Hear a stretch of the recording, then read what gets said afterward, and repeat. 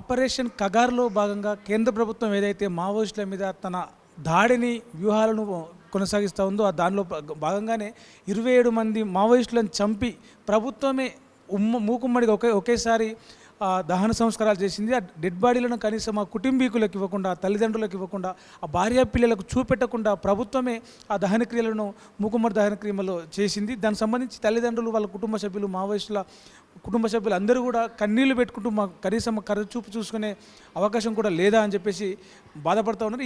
ఈ నేపథ్యంలో మనతో మాట్లాడడానికి పౌర హక్కుల సంఘం రాష్ట్ర అధ్యక్షులు ప్రొఫెసర్ గడ్డం లక్ష్మణ్ గారు ఉన్నారు. సార్ చెప్పండి, అంటే మావోయిస్టుల మృతదేహాలను కనీసం వాళ్ళ కుటుంబీకులకు ఇవ్వకుండా చేస్తున్న ప్రభుత్వ చర్యను ఎట్లా చూడొచ్చు? మొదటగా నేను పరిశీలిస్తూ ఉన్నాను, తొలి వెలుగు ఛానల్ చాలా శ్రమ పడుతుంది.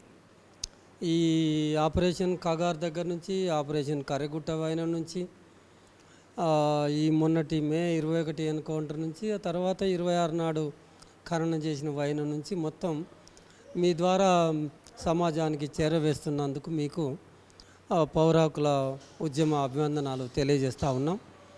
మీరు మొదలుపెట్టిన విషయము మరీ ప్రత్యేకించి ఒక భావోద్వేగమైన అంశం మీద మాట్లాడాలని పిలిచినందుకు మరొకసారి ధన్యవాదాలు. మేము ఇవాళ మే 27 2 గంటలకు సుందర విజ్ఞాన కేంద్రం షోయబ్ హాల్లో ఇదే అంశం మీద రౌండ్ టేబుల్ సమావేశాన్ని పిలిచాం. ఆ సమావేశం కొనసాగుతుంది.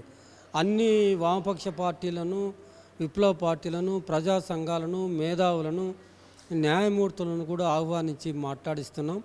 అందరూ ఒక ఉద్విగ్నమైన పరిస్థితులకు, ఒక వేదనతో కూడుకున్న, ఒక బరువెక్కిన హృదయంతో అందరూ మాట్లాడుతూ ఉన్నారు. ఏం చేయాలని అక్కడ కార్యాచరణ రూపొందించుకుంటూ ఉన్నారు. బహుశా వాళ్ళ కార్యాచరణ ఇక్కడ 2 తెలుగు రాష్ట్రాల్లో పెద్ద ఎత్తున పెద్ద కార్యక్రమాలు నిర్వహించాలని, అట్లాగే ఢిల్లీలో కూడా పెద్ద ఎత్తున ఒక సదస్సును నిర్వహించి కేంద్ర ప్రభుత్వం యొక్క కన్నులు తెరిపించాలని ఒక పథక రచన చేయటం అనేది జరుగుతూ ఉంది. అయితే ఇవాళ ఈ జరిగిన ఎన్కౌంటర్ ఏదైతే ఉందో, ఆ ఎన్కౌంటర్లో మే 21 నాడు జరిగిన ఎన్కౌంటర్లో దాదాపుగా 28 మంది మావోయిస్టులు చనిపోతే, ఆ 28 మందిలో తెలంగాణకు చెందిన వాళ్ళు 2 ఉన్నారు. ఈ షాద్నగర్ దగ్గర కేశంపేటకి వెళ్తుంటే వేముల నర్వ అని ఒక గ్రామం ఉంది. ఆ గ్రామానికి చెందిన విజయలక్ష్మి, ఆమె ఉస్మాన్ యూనివర్సిటీలో 2009-10 విద్యా సంవత్సరంలో ఎంఏ చేయటానికి, చదువుకోవటానికి వచ్చింది. అప్పటికే మహిళా సంఘాలు పరిచయం కావటం, మహిళా సంఘాల్లో పనిచేయటం చేస్తూ ఆమె ఉద్యమాలలోకి వెళ్ళింది. ఆమె ఎందుకు ఉద్యమాల్లోకి వెళ్ళింది? ఒక సాధారణ వ్యక్తి, అందులో ఒక మహిళ చేతిలోకి, అమాయకులైన వ్యక్తుల చేతుల్లోకి ఆయుధాలు ఎందుకు పోతున్నాయి అనేది వాళ్ళ ప్రభుత్వాలు నిజంగా చిత్తశుద్ధి ఉంటే, ఆ చిత్తశుద్ధి ఉంటే, ఒక శాస్త్రీయ దృక్పథం కనుక ఉంటే ఈ అంశాలను శాస్త్రీయంగా పరిశీలించాలి, అధ్యయనం చేయాలి, పరిశోధించి ఒక వ్యక్తి చేతిలోకి ఆయుధం ఎందుకు అవుతున్నాయి, ఒక వ్యక్తి చేతి ఆయుధం ఎందుకు ఆయుధం పట్టుకున్నందుకు నేరమని వాళ్ళని చెప్పడం కాదు, కానీ ఆయుధం ఎందుకు వస్తుంది అనేది చూడాలి. అట్లా ఆయుధం బట్టి భారత ప్రభుత్వం మీద అండ్ పోరాడి ప్రాణాలు ఇచ్చిన దాంట్లో విజయలక్ష్మి ఒకరైతే, మన తెలంగాణకు సంబంధించిన వరంగల్కు చెందిన చింతగట్టు గ్రామానికి చెందిన బూర రాకేష్ మరొకరు ఉన్నారు. బూర రాకేష్ మదర్ని ఇవాళ మేము నిర్వహిస్తున్న ఈ రౌండ్ టేబుల్ సమావేశంలో మాట్లాడమని పిలిచాం. ఆమె గుండె బరువెక్కి ఉంది, కంటికి పుట్టెడు రోధిస్తూ ఉంది. ఇప్పటికీ 6 రోజులు అవుతుంది. ఈ రోజుకి 6 రోజులు అవుతుంది. ఇప్పటి వరకు ఆమె అన్న పానీయాలు ముట్టలేదు. నకనకలాడుతుంది. ఆమె ఆక్రోధం, ఆమె ఆగ్రహం, ఆమె బాధ, ఆమె కన్నీరు మీకు తప్పనిసరిగా చుట్టుముడుతుంది అని గుర్తుంచుకోండి. మీరు కొంత సెంటిమెంటల్గా ఉంటారు, కొంత మతపరంగా ఉంటారు, కొంత విశ్వాసాలు ఉంటాయి, దేవుడు అంటే భయం ఉంటుంది, కొంత ప్రజల కన్నీరు అంటే వాళ్ళు పడుతున్న క్షోభ అంటే మీకు కొంత ఒక దృష్టి పెడతారు.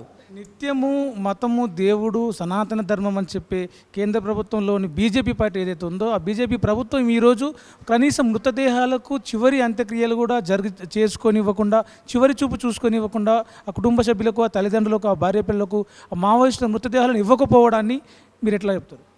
అసలు బీజేపీ చెప్పేది ఒకటి, చేసేది ఒకటి కదా. మేమే దానికి బాధ్యులము హిందూ మతానికి అంటారు కదా. వాళ్ళలోన ఏ మేరకు ఉంది ఆ హిందూ మతం? వాళ్ళే చెప్పేవాళ్ళు, అంటే అంతకు పూర్వం వాళ్ళు చెప్పేవాళ్ళు సీనియర్స్. అదో మతం కాదు, ఒక శాసించే మతం కాదు, ఒక జీవన విధానం. అంటే దానికి కొన్ని పద్ధతులు ఉన్నాయని చెప్పేవాళ్ళు. అవి పరిగణలోకి తీసుకున్నా కానీ, ఆటి ప్రకారంగా చూసినా కానీ, లేదా సమాజంలో ఈ మతము బీజేపీ ఇవన్నీ వదిలేయండి కానీ, సమాజంలో ఈ దేశం హిందూ సమాజం కనుక అదంతా ఆ హిందూ అనే పార్ట్ తీసేసిన కానీ సమాజంలో చనిపోయిన వ్యక్తుల మీద ఒక సానుకూలత ఉంటుంది. ఎంత పెద్ద డెకాయిట్ కానీ, పెద్ద నేరస్తుడు కానీ, ఒక అంతకుడు కానీ, ఉగ్రవాదులను సైతం బాంబులు పేల్చి ప్రజల ప్రాణాలు తీసిన ఉగ్రవాదులను సైతం వాళ్ళని ఉరి తీసిన తర్వాతను ఇంకే రకంగా వాళ్ళు కాల్చి చంపబడిన తర్వాత వాళ్ళ మృతదేహాలను వాళ్ళ కుటుంబీకులకు అప్పచెప్తారు. ప్రజా పోరాటాలు చేసి ప్రజల కోసం త్యాగాలు చేసిన వాళ్ళని కనీసం కక్షగట్టే ఈ మృతదేహాలను కూడా ఇస్తలేదు, చివరి చూపుకి ఇస్తలేదు. మరొకరు ఇట్లా అడవులోకి రావద్దు, ఉద్యమాల్లోకి రావద్దు అనే ఎత్తుగడలాగా దీన్ని అనుకోవచ్చా? అదే మరి కక్షగట్టి ఎంత మేరకు పోయినరు? బ్రతికున్నప్పుడు రాజకీయ వైరుధ్యాలు ఉండొచ్చు. మీది ఒక రకమైన ఉద్యమం కావచ్చు, వాళ్ళది ఒక రకమైన ఉద్యమం కావచ్చు. మనం చేస్తున్నదే కరెక్టు అని ఎందుకు అనుకోవాలి?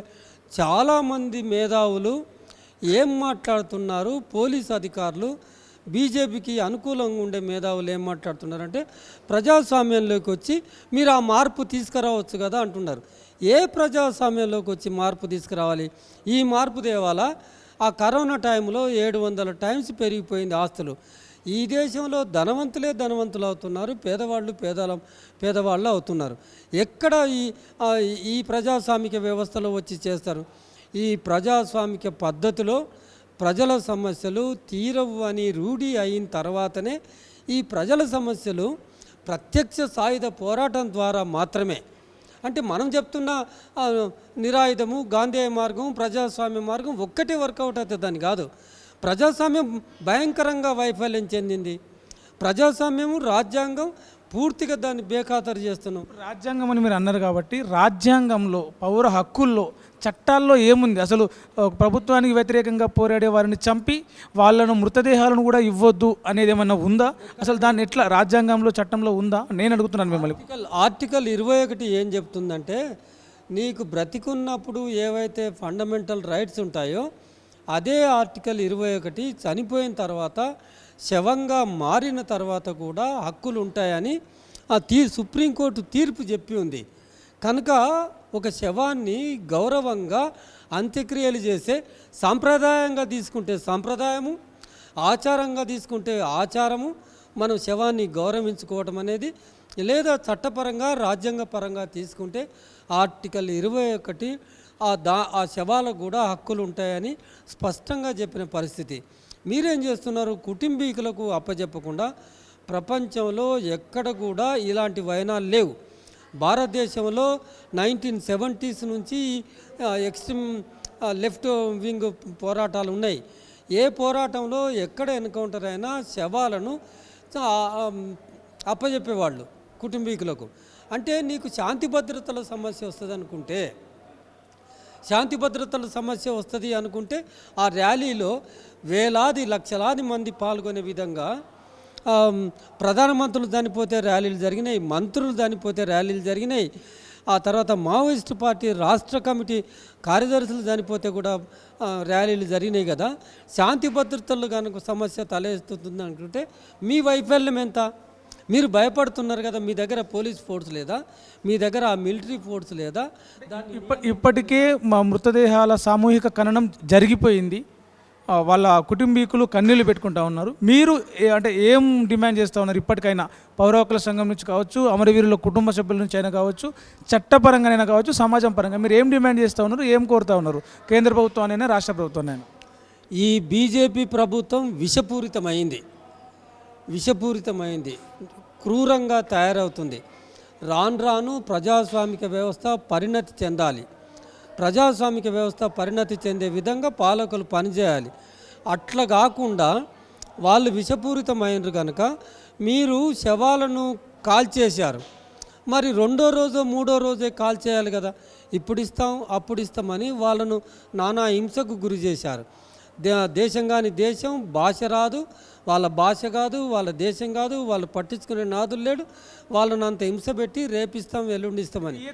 మృతదేహాలను ఇవ్వకపోవడం వెనుక అనుమానాలు వస్తున్నాయి కొన్ని. ఏంటంటే అది ఎన్కౌంటర్లో చంపలేదు, పట్టుకొని కొట్టి హింసించి చంపిర్రు. ఒకవేళ మృతదేహాలను ఇస్తే రీపోస్ట్ మార్టం, కుటుంబ సభ్యులు రీపోస్ట్ మార్టం కోరే అవకాశం ఉంది కాబట్టి దానివల్ల చాలా విషయాలు ఏదైతే బలగాలు చేసిన అకృత్యాలన్నీ బయటపడే అవకాశం ఉంది కాబట్టి మృతదేహాలను ఇస్తలేరు అనే సందేహాలు కూడా తలెత్తుతున్నాయి. నిజం అనుకోవచ్చా అబద్ధం అనుకోవచ్చు? అంటే ఎంత క్రూరంగా తయారైన పాలకులు అంటే ఈ రీపోస్ట్ మార్టం అవి అన్నీ పక్కకెడితే శవం కుళ్ళిపోవాలి.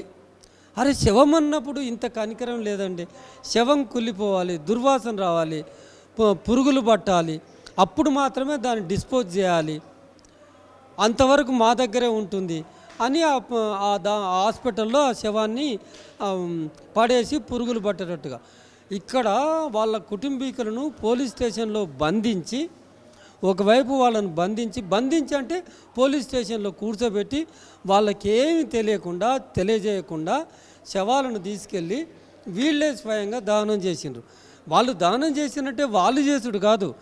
విజయలక్ష్మి, నంబాల కేశవరావు, రాకేషు, నవీను, వీళ్ళందరూ సంగీత ఎవరి కోసం అయితే పనిచేసినరో ఆ వర్గాల పేద వర్గాల చేత ఆ శవాలు మోపించి, ఇప్పుడు వాళ్ళ ఆరోగ్యాలు ఎంత పాడైనాయో, ఎందుకు శవం విషపూరితమైంది అని అంటున్నారు కదా, వాళ్ళ ఆరోగ్యాలు వాళ్ళ చేత మోయించి శవాలను దహన సంస్కారం. ఎక్కడైనా అట్లా జరిగిందా? ఇంత అమానవీయంగా తయారైతే ప్రభుత్వాలు ఏం ఆదర్శంగా ఉంటారు? రేపటి తరం మిమ్మల్ని గురించి ఏం చెప్పుకుంటారు? ఫైనల్గా మీరు ఏం డిమాండ్ చేస్తున్నారు ఈ అంశం పట్ల, ఈ ఘటన పట్ల, ఈ ప్రభుత్వ చర్య పట్ల? ప్రభుత్వం ఈ ఆపరేషన్ కాగార్ అనే స్కీము ఏదైతే ప్రకటించిందో దానికి వెంటనే దాన్ని వెనక్కి తీసుకోవాలి, కాల్పుల విరమణ ప్రకటించాలి, మిగిలిన వాళ్ళతో ఇప్పటికైనా చర్చలు జరపాలి. ఈ ఆపరేషన్ కగార్లో భాగంగా మే 21 నాడు జరిగిన ఎన్కౌంటర్కు బాధ్యులైన పోలీస్ అధికారులను 302 సెక్షన్ పెట్టి వాళ్ళను హత్యా నేరం కింద కోర్టుల్లో విచారణ జరిపించాలని మేము కోరుతా ఉన్నాం. ఎన్నెన్నో కేసుల్లో సుప్రీంకోర్టు సుమోటోగా విచారణ జరుపుతుంది. ఇంత పెద్ద ఘటన జరిగింది, అఖిల భారత స్థాయి కేంద్ర కమిటీ కార్యదర్శి, మావోయిస్ట్ పార్టీ కార్యదర్శి సైతం చంపేస్తే సుప్రీంకోర్టు ఏం చేస్తుంది? న్యాయ వ్యవస్థ నిద్రపోతుందా? తాను సుమోటోగా తీసుకొని జాతీయ మానవ హక్కుల కమిషన్ ఉంది, జాతీయ మానవ హక్కుల సంఘమైన దాన్ని సుమోటోగా తీసుకొని విచారణ జరిపించాలి కదా.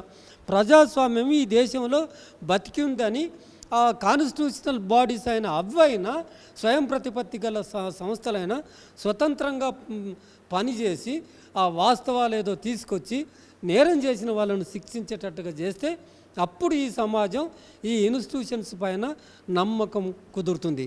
అయితే మీరు శాశ్వతంగా అధికారంలో ఉంటారని భ్రమపడుతున్నారు, మీరు మావోయిజం పోతుందని భ్రమపడుతున్నారు. మావోయిజం ఎక్కడ పోదు, మీ పాలసీలే మావోయిజాన్ని బ్రతికిస్తుంది.